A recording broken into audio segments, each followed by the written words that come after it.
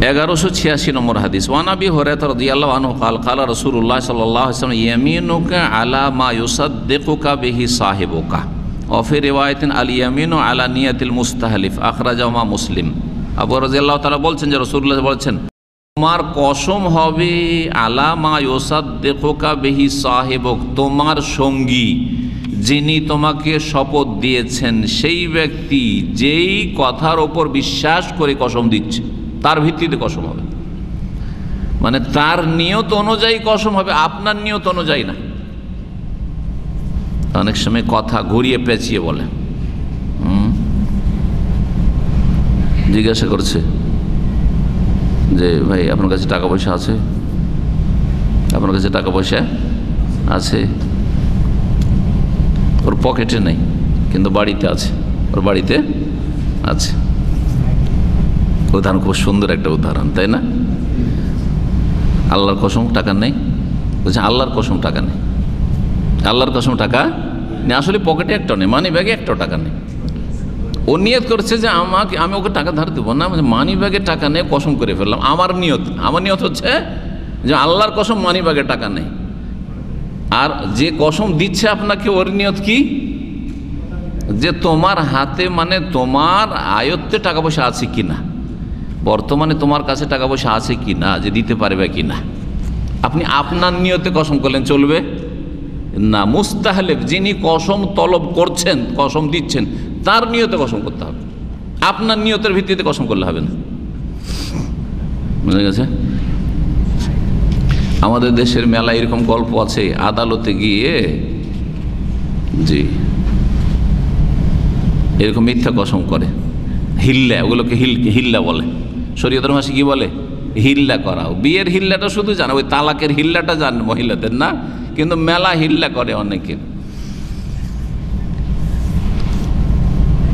3 ফসল খেয়েছে মানে কি বুঝেন? আমি 3 ফসল খেয়েছি, জমির 3 ফসল খেয়েছি, বুঝেন এটা? এই ভাষাটা চাষিদের ভাষা, কৃষকদের ভাষা। 3 ফসল খাওয়া মানে 3টা সিজনের ফসল খেয়েছি, মানে 3 বছরে এই জমিটা আমি খাচ্ছি, 3 বছরে এই জমিটা খাচ্ছি। কি ওকে জিজ্ঞেস করছে তুমি কতদিন ধরে এটা খাচ্ছ? ও কিন্তু দখলে ওর নাই, কিন্তু এবারই ও জমিটা দখল করেছে। আর ও আদালতে বলতে চাইছে যে আমি 3 বছর ধরে খাচ্ছি বা 5 বছর ধরে খাচ্ছি, হ্যাঁ, যাতে করে ও জিতে যায়, জমিটা ওর দখলে, এতদিন ধরে ও দখলে আছে, সুতরাং জমি ও সে পেয়ে যাবে হয়তো। তখন ও কি করছে, জমি থেকে 3-4টা দানা খেয়ে নিয়েছে, হ্যাঁ, 3-4টা দানা খেয়ে নিচ্ছে, হ্যাঁ। ফসল বললে তো আম হয়ে যায়। আর একটা শব্দ আছে আমাদের আঞ্চলিক ভাষায়, মালদহ রাজশাহী চাপাইয়ের ভাষায় বলছি, বছরে একবারই কলাই হয়, বছরে তো 2বার কলাই হয় না, তাই না? তাই না? তো 5টা কলাই চিমড়ি খেয়ে, চিমড়ি বুঝেন তো, হ্যাঁ, কলার যে দানাগুলো যে আমরা খেতে এক সময় বুটের, খুব মজা লাগতো। জি, কি বলেন ওটাকে? চিমড়ি, চিমড়ি বলেন না? হ্যাঁ, সবাই বলে না মনে হয়, যারা বলে তারা বলে চিমড়ি। যেটা কাঁচা অবস্থায় থাকে দানাগুলো, আর ওইটাকে ছুটিয়ে বা পুড়িয়ে খায় অথবা ছুটিয়ে খায়, খুব মজা লাগে। জি হ্যাঁ, হ্যাঁ, কি বলেন ওটাকে? কি বলে? কি সিম? শুধু আমাদের ভাষায় চিমড়ি ওগুলো। আরে ছোট বাচ্চা মেয়েকে আপনারা চিমড়ি বলেন, এটি না? কেন? কচি আছে সেজন্য। আর এটা ফসল, ওই দানাটা কচি আছে, এই জন্য এগুলোকে আমরা চিমড়ি বলি। এবার বুঝতে পেরেছেন? জি হ্যাঁ, জি। কত ভাষা শিখছি আপনাদের কাছ থেকে, হ্যাঁ, আপনাদের এলাকার ভাষা জানছি, আমারও জানছি। জি, কি বলছিলাম, ও জমি থেকে, জমি এইবারই কিন্তু দখল করেছে। ও এতদিন অন্য দখলে ছিল, কিন্তু গায়ের জোরে দখল করে নিয়েছে। এখন আদালত ও জিতবে যে এতদিন ধরে আমি জমি খাচ্ছি।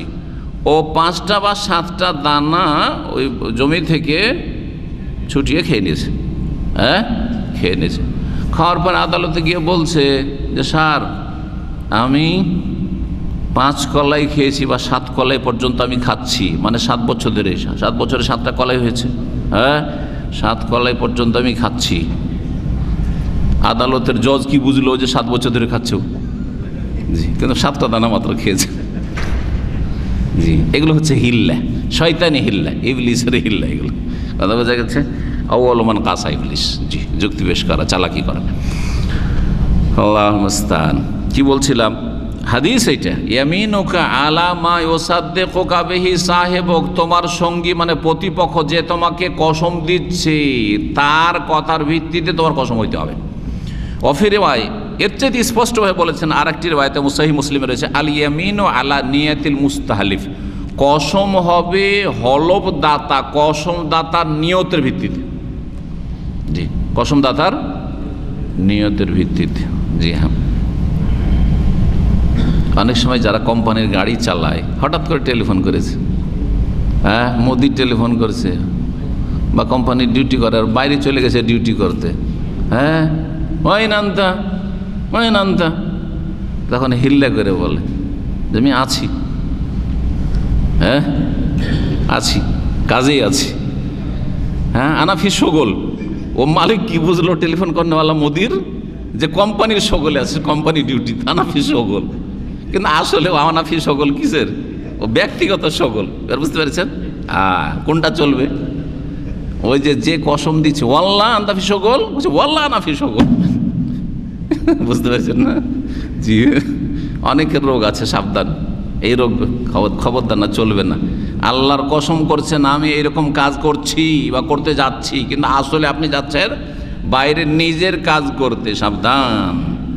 যে আপনাকে কসম দিচ্ছে তার নিয়ত মোতাবেক কসম হইতে হবে।